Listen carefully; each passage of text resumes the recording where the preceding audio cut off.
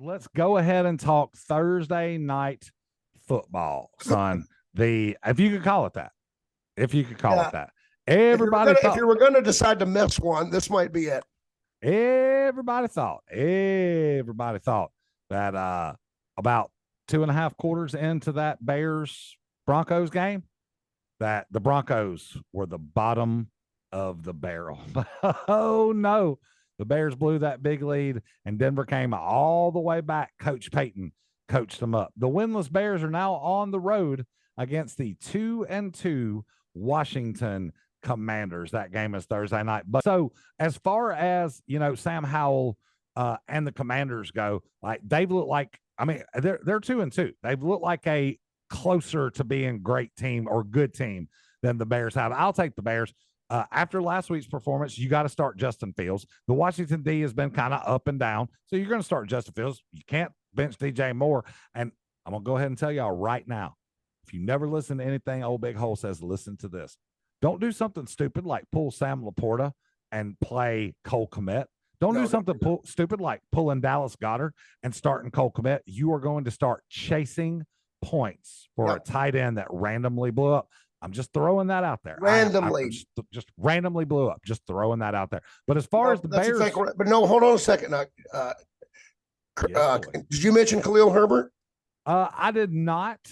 Son, Rashawn Johnson's going to take his job. Rashawn Johnson's going to take. Look, he played like we know he can when he gets the ball last week. The thing about Khalil, he's not a 3-down back, and his size scares me. But yes, he is the one that you. Is DeAndre Swift a 3-down back? DeAndre Swift can be a 3-down. Philadelphia won't let him be a 3-down back. He can't be. He will get hurt. Look, Khalil Herbert's too small to be a 3-down back. Right? Well, that's why he was Swift's behind David Montgomery. Enormous man himself. Well, son, I'm not arguing the positives of DeAndre Swift. I'm just telling you that David Montgomery for 2 years and Roschon Johnson right now denotes the fact that the Bears believe, like I believe, like everybody else believes, that Khalil Herbert is not a 3-down back because of his size. I'm not saying you can't start him, because the Bears finally realized, like Bucky realized, and like I realized, that if you're going to throw the ball with a young quarterback, what do you need to do, Buck? You need to establish the run. You need to run the ball. So hopefully they'll be able to get Khalil Herbert the ball like they did last week. And there's a reason why I have Khalil Herbert. Dude, 90% of my free fantasy teams have Khalil Herbert. I'm a big believer. What you miss out in volume that the other big 3-down backs get, you make up in explosive playmaking ability. And my main point is just that everybody thought he was going to get shoved to the back and be out of and Roschon Johnson's going to be the second coming of Gale Sayers, and it's just didn't happen. It hasn't happened. And it might. I mean, I expect Roschon to be a lot better, but you're right, it hasn't happened yet. So, and again, we weren't one of those guys. We haven't put Roschon in the lineup yet. We've kept Herbert because we have Khalil Herbert in the theater league. So that's just. Yeah, I mean, I just found it interesting. Like people are so impatient in fantasy football, and we talked about this, like people dropping people. Like some people drop Michael Wilson. Shit, some people drop Jerome Ford the week before Nick Chubb got hurt. Famous last words of a shady. Oh, Nick Chubb never gets hurt. We'll just drop Jerome Ford. There it was. But who do you like on Washington's side of the ball? Y'all stand back. Bucky might fully release when talking about Brian Robinson Jr. Go ahead, son.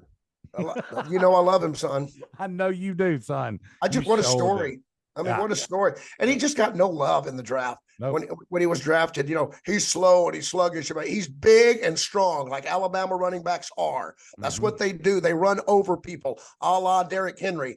That's what Robinson does.